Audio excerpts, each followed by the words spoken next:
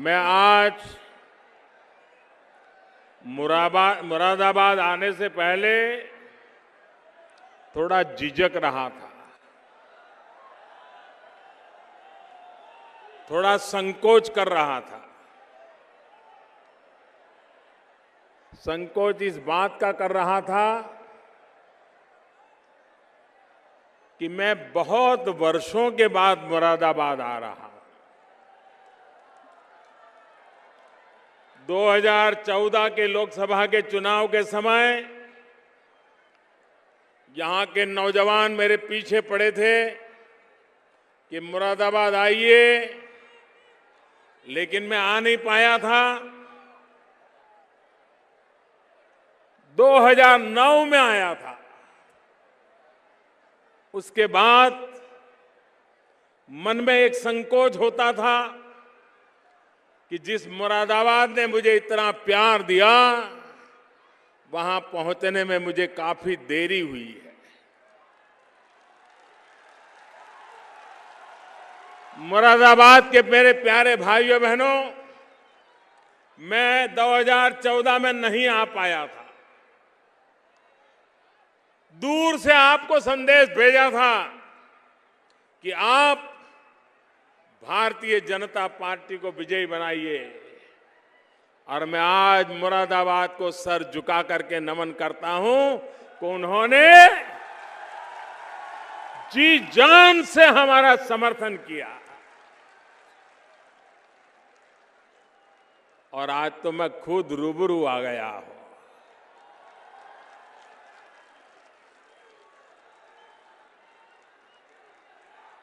भाइयों बहनों,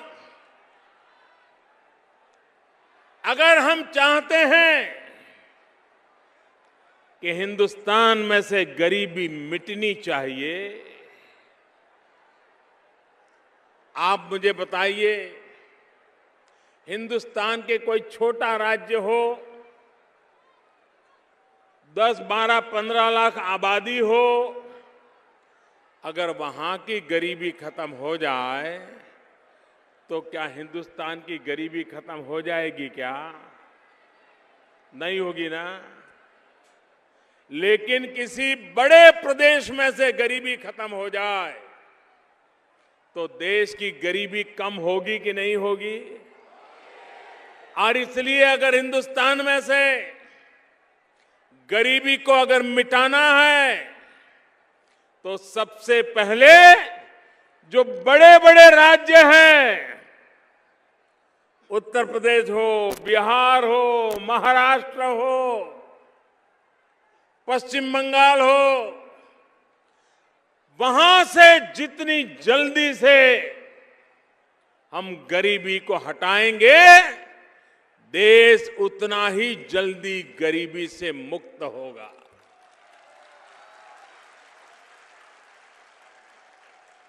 भाइयों बहनों, मैंने उत्तर प्रदेश में सांसद के रूप में चुनाव लड़ा। बनारस के लोगों ने मुझे भरपूर आशीर्वाद दिया, लेकिन उत्तर प्रदेश में चुनाव सिर्फ सांसद बनने के लिए मैं नहीं लड़ा हूं। मैं उत्तर प्रदेश में चुनाव इसलिए लड़ा हूं कि हिंदुस्तान का ये सबसे बड़ा राज्य है, यहां गरीबी बहुत है। ये गरीबों के बीच जाकर के गरीबी से लड़ाई लड़ना, गरीबी से मुक्ति दिलाना, इसलिए मैं उत्तर प्रदेश की सेवा करना मैंने स्वीकार किया है।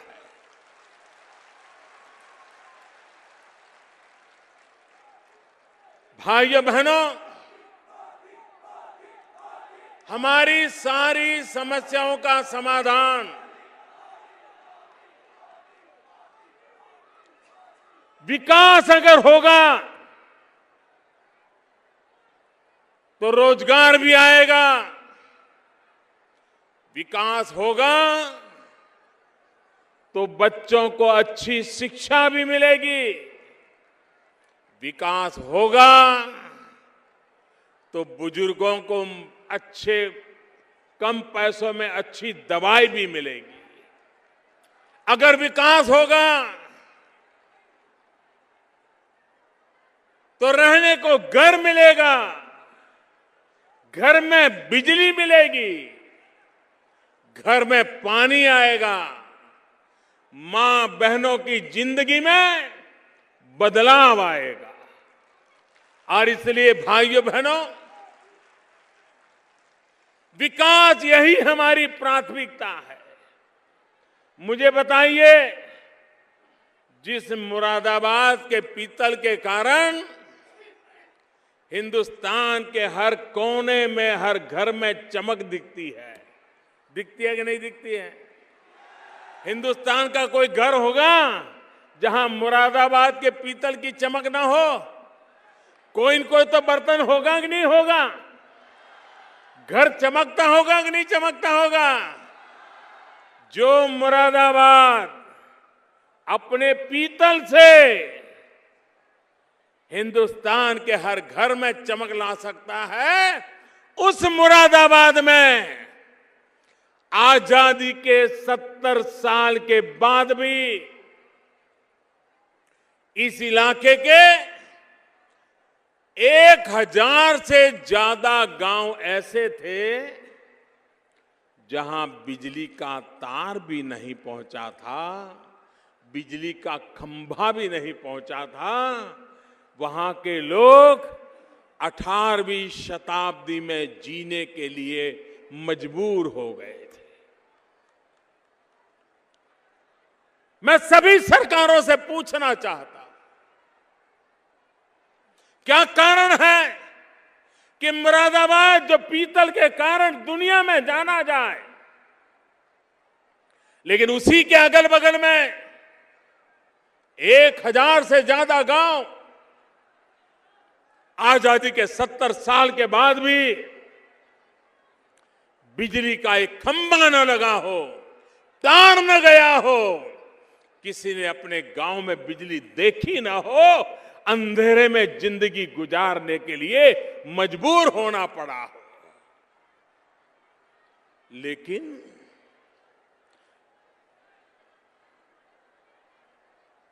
गांव का इंसान, गरीब इंसान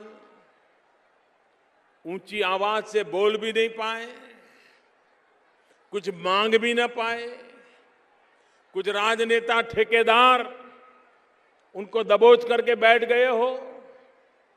भाइयों बहनों, इन मुरादाबाद के 1000 से अधिक गांव, किसी ने मुझे चिट्ठी नहीं लिखी थी कि मोदी जी अब तो आप उत्तर प्रदेश के हो, हमारे उत्तर प्रदेश के सांसद हो, अब प्रधानमंत्री बन गए हो, हमारे गांव में बिजली का कुछ करो।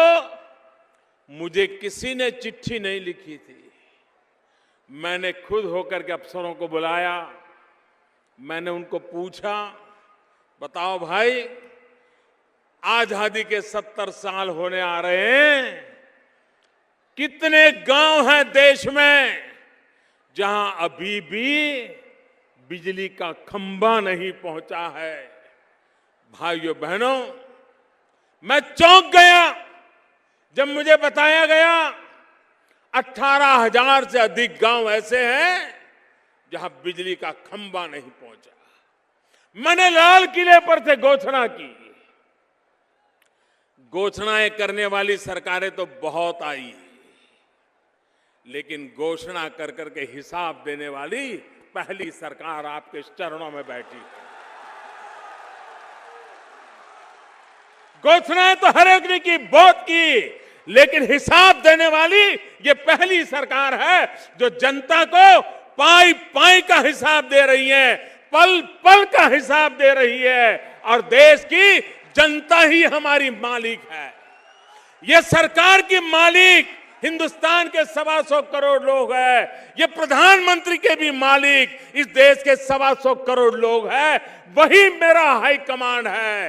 ये जनता जनार्दन, यही मेरा हाई कमांड है। न मेरा कोई नेताजी है, न मेरा कुछ नहीं, जो कुछ भी है आप ही लोग हैं।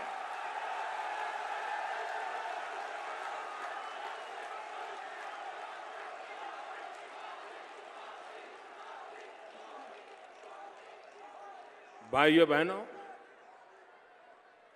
जो काम 70 साल में नहीं हुआ, उस काम को करने में तकलीफ तो होगी, आपको भी अंदाजा होगा। कुछ तो कारण होगा कि मुरादाबाद के बगल में भी किसी ने खंभा नहीं पहुंचाया। चुनौतियां बहुत थी, तकलीफें थी, रुकावटें थी, इरादों में भी खोट थी, पैसों की भी जरूरत थी। लेकिन भाइयों बहनों, लाल किले की प्राची से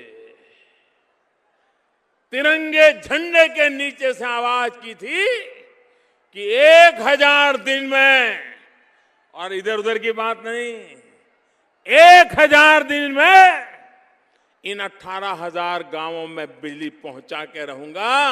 अभी तो आधे दिन हुए हैं, आधे, और आपके इस इलाके में 1000 से ज्यादा गांवों में बिजली का खंभा नहीं पहुंचा था।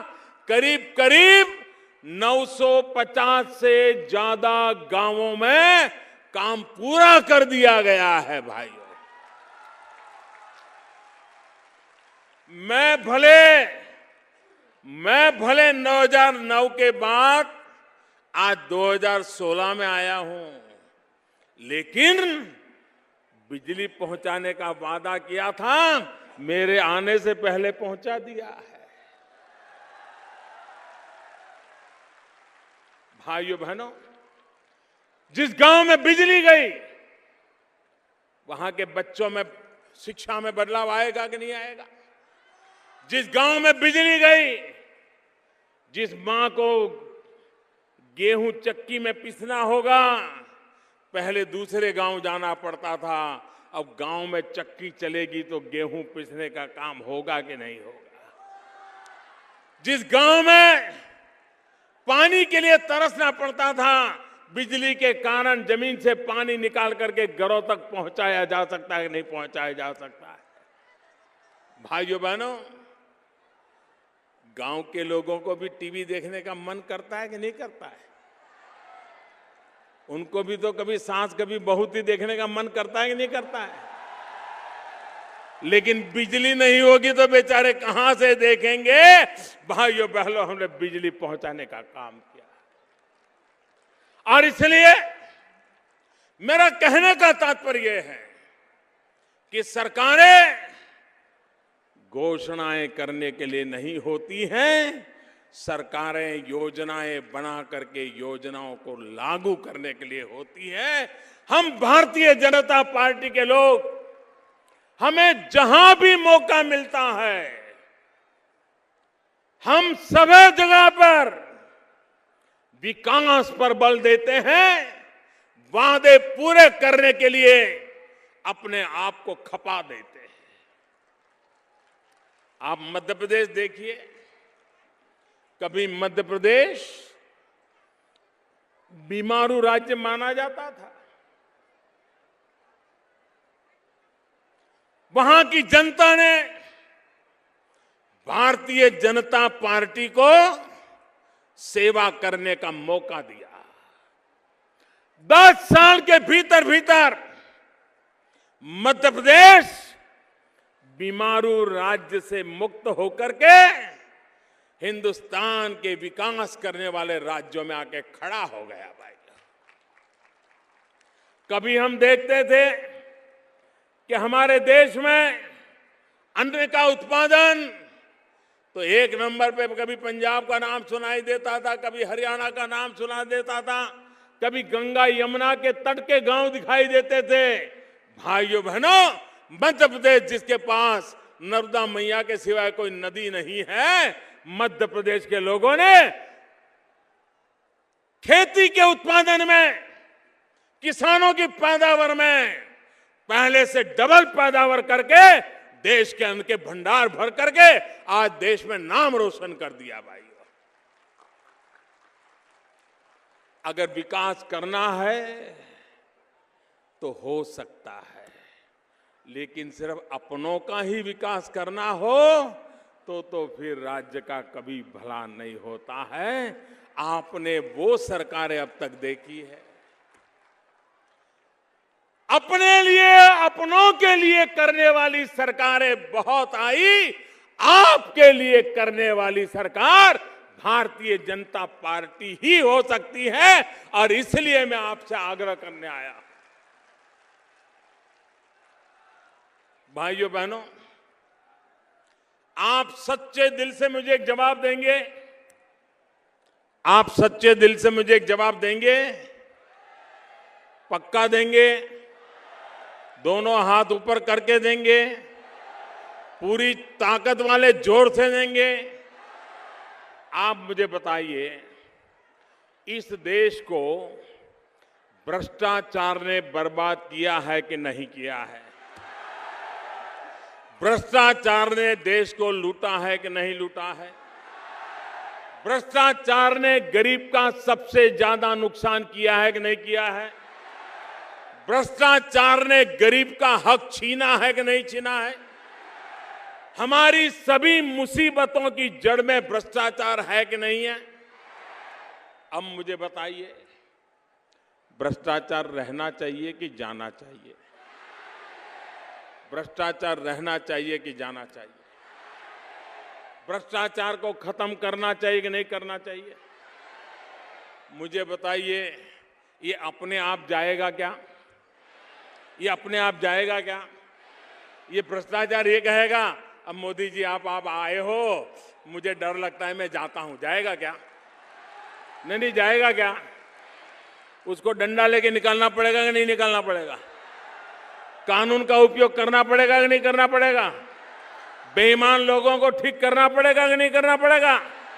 भ्रष्टाचारियों को ठिकाने लगाना पड़ेगा नहीं लगाना पड़ेगा? ये काम करना चाहिए कि नहीं करना चाहिए? करना चाहिए कि नहीं करना चाहिए? अगर कोई करता है तो गुनहगार है क्या? नहीं, कोई भ्रष्टाचार के खिलाफ लड़ाई लड़ता है तो गुनहगार है क्या? कोई भ्रष्टाचार के खिलाफ लड़ता है तो गुनहगार है क्या?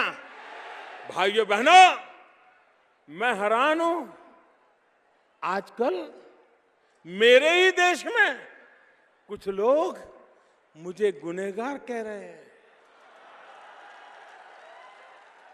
मैं हैरान हूं भाइयों, क्या कारण है? क्या मेरा यही गुनाह है कि भ्रष्टाचारियों के दिन बुरे होते जा रहे हैं?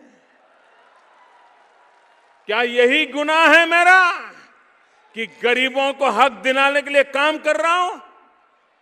क्या यही है मेरा गुनाह कि गरीबों का हक छीनने वालों को अब हिसाब देना पड़ रहा है? भाइयों बहनों, जब कभी खबरें सुनते थे कि किसी के घर में रेड लगी तो बिस्तर के नीचे से करोड़ों करोड़ों रुपये मिल गए। ये पैसे किसके थे भाई? ये पैसे किसके हैं? ये पैसे किसके हैं? हिंदुस्तान की पाई पाई पर अगर किसी का अधिकार है तो 125 करोड़ देशवासियों का है। दोस्तों, मैं लड़ाई लड़ रहा हूं आपके लिए। भाइयों बहनों, ज्यादा से ज्यादा ये मेरा क्या कर लेंगे भाई? नहीं बताइए क्या कर लेंगे? अरे हम तो फकीर आदमी हैं, झोला लेके चल पड़ेंगे जी।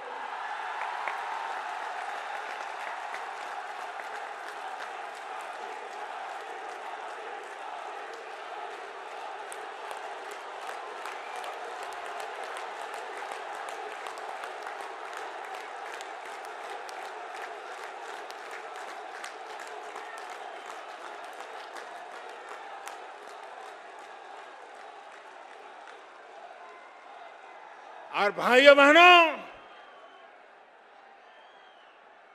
ये फकीरी है जिसने मुझे गरीबों के लिए लड़ने की ताकत दी है। भाइयों,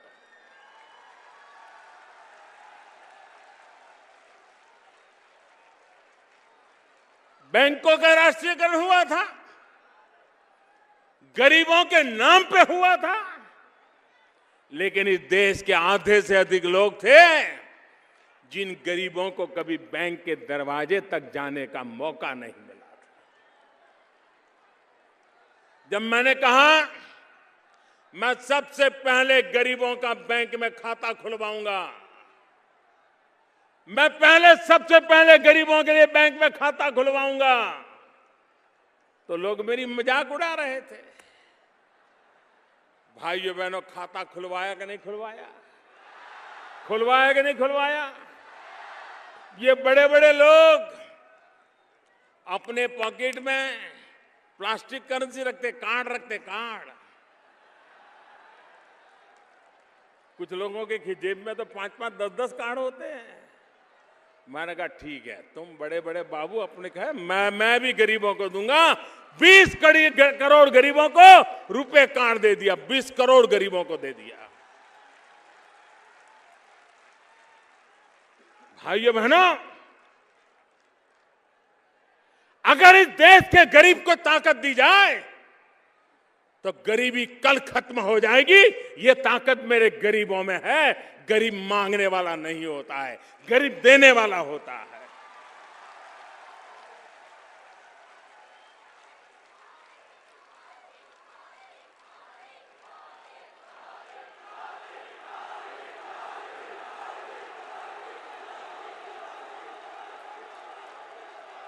और इसलिए भाइयों बहनों,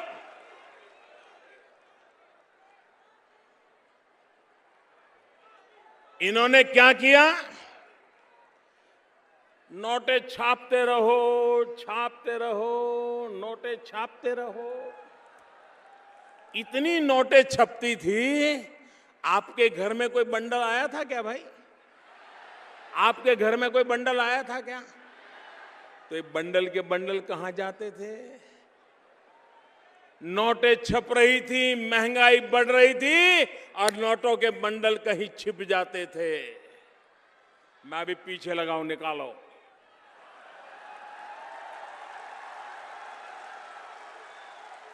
आ रहा है, आपने देखा होगा, कोने कोने से। और कुछ लोग तो गरीबों के जाके पैर पकड़ते हैं। अरे तुम तो कितने अच्छे हो, तेरे दादा मेरे यहां मजदूरी करते थे, तेरी माँ मेरे बर्तन साफ करती थी। अरे तुम तो बहुत अच्छे हो, देखो बच्चे बड़े हो गए हैं, ऐसा करो मेरा ये 2-3 लाख रुपया तुम्हारे खाते में डाल दो।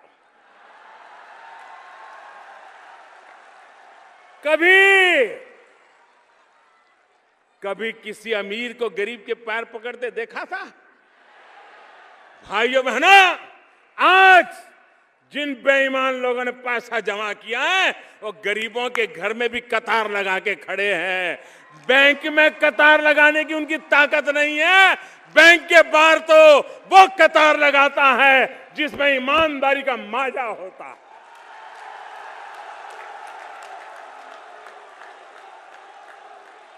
जिसमें दम होता है, जो बैंक के बाहर कतार लगाता है। बेईमान लोग गरीबों के घर के बाहर चोरी छुपकी से कतार लगाए हैं। उनको कह रहे, ये जनधन अकाउंट मैंने खोला था तब गरीबों को भी पता नहीं था कि कैसे काम आएगा।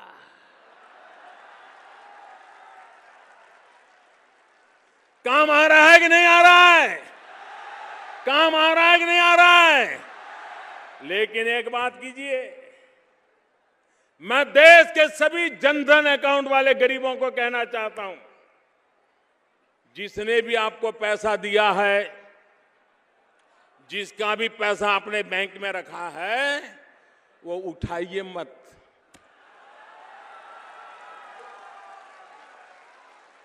बिल्कुल 1 रुपया मत उठाइए उसमें से। देखिए वो आपके घर रोज चक्कर काटेगा, आपके पैर पकड़ेगा और आप उसको कुछ मत कहो, ए दादागिरी मत कर वरना मोदी को चिट्ठी लिखता हूं। ज्यादा दादागिरी करे तो पूछो, सबूत लाओ, तुमने पैसा दिया था, सबूत लाओ। ये बराबर डिब्बे में आए, बेईमान लोग बराबर डिब्बे में फंसे हैं। लेकिन ये तब सफलता मिलेगी जिनके भी खाते में दूसरों ने पैसे डाल दिए हैं, वे पैसे वैसे के वैसे रहने दें। ये सारा ठीक ठाक होना है। कोई मैंने 50 दिन मांगे हैं, मांगे कि नहीं मांगे भाइयों? 50 दिन तकलीफ पड़ेगी, मैंने कहा है कि नहीं कहा है? मुसीबत धीरे धीरे धीरे कम हो रही है, लेकिन वो थोड़ी धीरे धीरे कम हो रही है। लेकिन मैं देश के नागरिकों को सलाम करता हूं। भाइयों बहनों, ये कतार कतार की चर्चा करने वाले नेताओं से मैं पूछना चाहता हूं, भूल गए? अरे चीनी के लिए भी तो कतार में कभी खड़ा रहना पड़ता था, मिट्टी का तेल लाने के लिए कतार में खड़ा रहना पड़ता था, PL 480 गेहूं लेने के लिए कभी कतार में खड़ा रहना पड़ता था। आपने देश को कतार में 70 साल तक खड़ा किया है। उन कतारों को खत्म करने के लिए ये मैंने आखिरी कतार लगाई है भाइयों बहनों।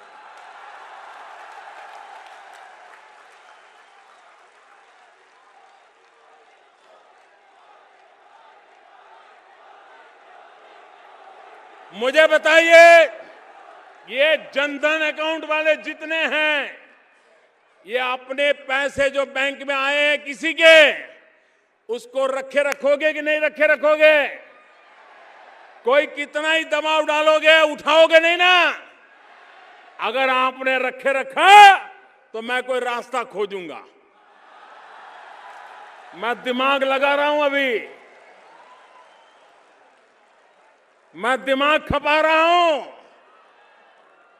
कि ये गरीब के खाते में जिन्होंने गैर कानूनी तरीके से डाला है वो जाए जेल में और गरीब के घर में जाए वो रुपया।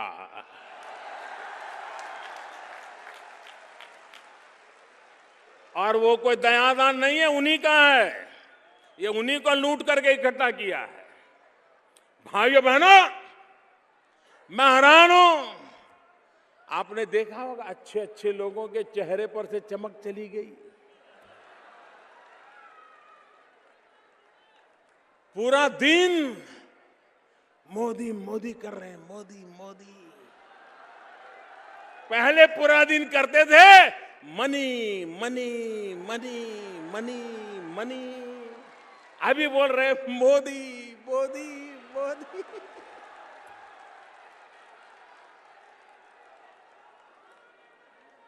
भाइयों बहनों, मैं देशवासियों को फिर कहता हूं, आपको जो कष्ट हो रहा है और देश के लिए आप कष्ट झेल भी रहे हैं, लोग आपको आकर के भड़काने की कोशिश करते हैं। कल तो मैं देख रहा था किसी टीवी पे, लोग पहली तारीख थी तो कतार में खड़े थे परसों,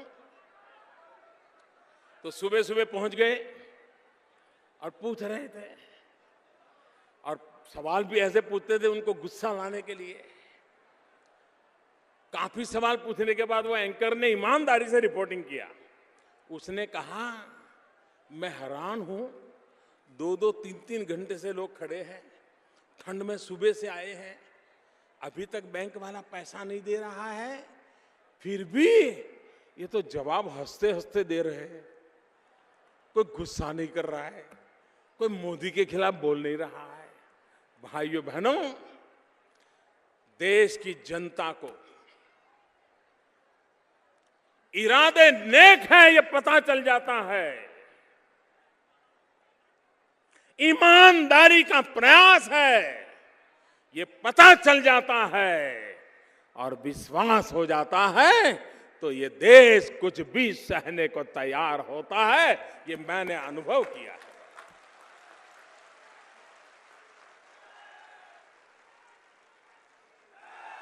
देश का सामान्य मानवी बेईमानी से तंग आ चुका है।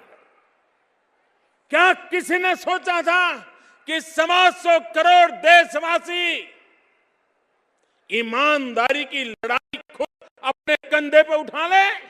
आज 125 करोड़ देशवासियों ने कष्ट झेल करके ईमानदारी की इस लड़ाई को अपने कंधे पर उठा लिया है। इससे बड़ा देश का उज्जवल भविष्य नहीं हो सकता है भाई।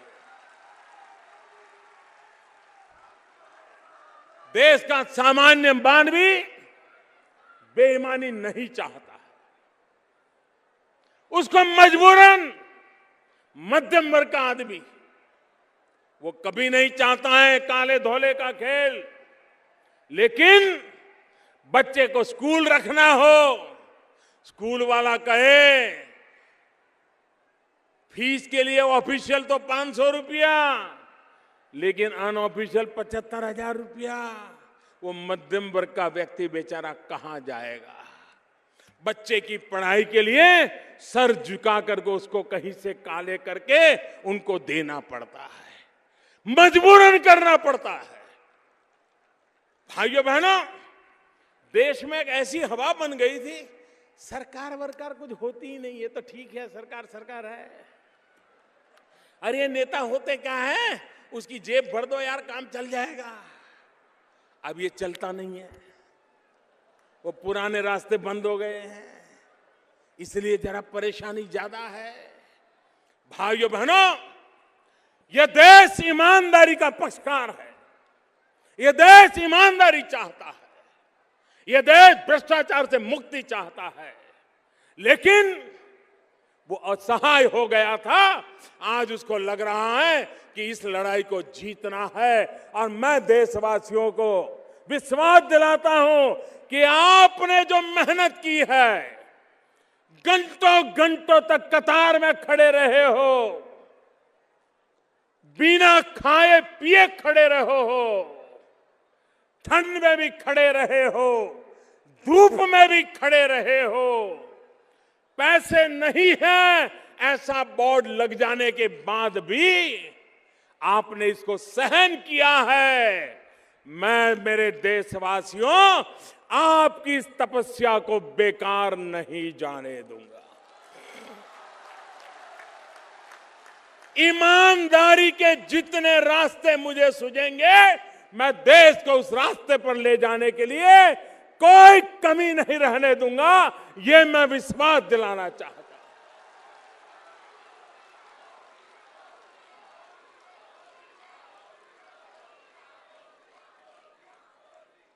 भाइयों बहनों, पहले की सरकारों ने नोटें छाप छाप करके अपनी गाड़ी चलाई और नोटें निकल करके भी बड़े बड़े जगह पे पहुंच जाती थी। भाइयों बहनों, यहां ये हमारे सफेद शर्ट वाले सब बैठे हैं, ये सारे नौजवान मुरादाबाद और अलग बगल के इलाके में जा करके मोबाइल फोन से कैसे खर्च किया जा सकता है वो सिखा रहे हैं। भाइयों बहनों, अब जमाना चला गया, अब वक्त बदल चुका है। अब तो मोबाइल फोन में ही आपकी बैंक आ गई है, आपके मोबाइल में ही आपकी बैंक है, आपके मोबाइल फोन में ही आपका बटुआ है। अगर आपके पैसे बैंक में पड़े हैं तो आप मोबाइल फोन से जो खर्च करना है कर सकते हैं, खरीदना है खरीद सकते हैं। सारी व्यवस्था उपलब्ध है। इसके लिए एटीएम पर जाकर के नोट निकालना जरूरी नहीं है, आप अपने मोबाइल फोन से भी खर्चा कर सकते हैं। कुछ लोग कहते हैं हमारा देश गरीब है, लोग अनपढ़ है, लोगों को कुछ आता नहीं है। भाइयों बहनों, अरे दुनिया के पढ़े लिखे देश भी जब चुनाव होता है ना, तो बैलेट पेपर पर नाम पढ़ करके फिर थप्पा मारते हैं आज भी, अमेरिका में भी। ये हिंदुस्तान है जिसको आप अनपढ़ कहते हो, गरीब कहते हो, वो बटन दबा करके वोट देना जानता है, बटन दबा करके देना। भारत के लोगों की ताकत को कम मत आंकिए। एक बार उसको पता चले कि ईमानदारी का रास्ता यह है, तो मेरे देश का गरीब से गरीब भी चल पड़ता है। मैं देख रहा हूं सब्जी बेचने वाले, दूध बेचने वाले, आजकल मैंने एक व्हाट्सएप देखा, सच्चा झूठा तो भगवान जाने, व्हाट्सएप पर तो बहुत सी चीजें ऐसी ऐसी भी आती है।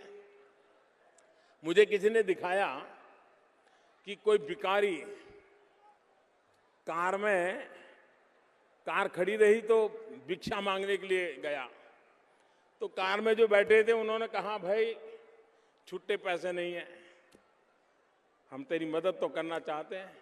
तो उसने कहा, आप चिंता मत करो। उसने अपने फटे थैले में से पॉश मशीन निकाला, बोले डेबिट कार्ड दो मैं कर लेता हूं जी। अब ये वीडियो सच है झूठ है मुझे मालूम नहीं, मुझको किसी ने दिखाया। कहने का मतलब यह है, हिंदुस्तानी नई चीज को स्वीकार करने में देर नहीं करता है, अगर सही तरीके से बात पहुंचाई जाए। हमने अभियान चलाया था एलईडी बल्ब का, हमने लोगों को कहा कि बिजली का जो ये लट्टू लगाते हो ना, वो ज्यादा बिजली खा जाता है और आपके पैसे जाते हैं। ये नया लट्टू निकला है, वो लगाइए, आपके पैसे भी बच जाएंगे और बिजली भी बच जाएगी। इस देश के करोड़ों करोड़ों लोगों ने लट्टू बदल दिए भाइयों, लट्टू बदल दिए। मेरा देश परिवर्तन को स्वीकार करने वाला देश है। मेरे देश का गरीब भी इसको स्वीकार करने वाला है। और भी एक आर्गुमेंट होता है, चलो मान लो नहीं है, लेकिन इस देश में 40 करोड़ स्मार्टफोन है, 40 करोड़। कम से कम 40 करोड़ लोग तो नोट के चक्कर से निकल जाए। मुझे बताइए ईमानदारी आएगी कि नहीं आएगी? अगर ये लेती देती बंद हो गई तो ईमानदारी आएगी कि नहीं आएगी? भाइयों बहनों, सिर्फ काला धन निकालना है इतना नहीं है, सिर्फ बेईमानों का पैसा निकालना इतना नहीं है, सिर्फ भ्रष्टाचारियों का पैसा निकालना इतना नहीं है। भविष्य में ये बीमारी खड़ी ना हो, इसके लिए भी बूथ बंद करना है, उसके लिए भी दरवाजे बंद करने हैं। और वो अगर बंद करने हैं तो आपको मुझे मदद करनी पड़ेगी। करोगे? पक्का करोगे? ये मोबाइल फोन से खरीद करोगे तो भी मोबाइल फोन से पैसे दोगे, सारा मोबाइल पे कारोबार सीख लोगे। आज अखबार में रोज एडवर्टाइजमेंट आती है, रोज एडवर्टाइजमेंट आती है, टीवी पे आती है। मुश्किल काम नहीं है। जितनी आसानी से व्हाट्सएप भेजते हो, इतनी ही आसानी से पैसे देकर के माल खरीद सकते हो। भाइयों, अब वक्त बदल चुका है और मेरा देश 21वीं सदी में डिजिटल इंडिया बनने के लिए तैयार बैठा है। भाइयों बहनों, बेईमानी के सारे दरवाजे बंद करने के लिए मुझे मदद चाहिए। सिर्फ काला धन निकले, भ्रष्टाचार जाए, इतना नहीं, बेईमानी के सारे रास्ते बंद करने का यही तरीका है। नोटे छाप छाप करके हम बेईमानों की मदद करना नहीं चाहते भाई। और इसलिए मैं आपसे आग्रह करता हूं। और दूसरा, मैं फिर से एक बार देशवासियों को, मैंने 50 दिन कहा था, मैं रात दिन लगाऊं मेरे भाइयों बहनों, आपकी तकलीफ मेरी तकलीफ है, मेरे किसानों की तकलीफ मेरी तकलीफ है। और मैं किसानों को विशेष रूप से वंदन करना चाहता हूं। तकलीफ के बाद भी बुआई में कमी नहीं आने दी। पिछले साल से बुआई बढ़ी है। ये किसानों को सलाम करता हूं। जिन लोगों को इस देश की ताकत का परिचय नहीं है, वो भ्रम फैला रहे हैं, निराशा का वातावरण पैदा कर रहे हैं। भाइयों बहनों, ये देश सशक्त है, देश का नौजवान सशक्त है, और जिस देश के पास 65% लोग 35 साल से कम उम्र के हो, वो नौजवान देश को कहां से कहां पहुंचा सकता है। ये मौका है मेरे नौजवानों, देश को कहीं से कहीं पहुंचाने का। लोगों को सिखाइए कि हाथ में नोटों होने के बाद भी खरीदी भी की जा सकती है, पैसे भी चुकता किया जा सकता है। इनको सिखाइए, हर एक को सिखाइए। देखिए भाइयों, ईमानदारी के सारे रास्ते खुल जाएंगे। मैं फिर एक बार आप सबका हृदय से बहुत बहुत आभार व्यक्त करता हूं। मेरे साथ पूरी ताकत से बोलिए, भारत माता की। आपको लगता है कि ये लड़ाई जीतनी है, बेईमानी खत्म करनी है, तो खड़े होकर के तालियां बजाइए, जोर से तालियां बजाइए। बेईमानों को संदेश दीजिए, देश बेईमानों को स्वीकार नहीं करेगा, देश बेईमानी को स्वीकार नहीं करेगा, देश ईमानदारी की ओर चल पड़ेगा। आइए भाइयों बहनों, आइए हम सब मिलकर चले। 70 साल की बीमारी को बंद करनी है, 70 साल की बीमारी से देश को बचाना है। You are not on the chair. What nonsense you are talking? What nonsense you are talking? Shut up, see. Shut up. रहने दो। सुगेंद्र यादव, भूपेंद्र यादव, रहने दो।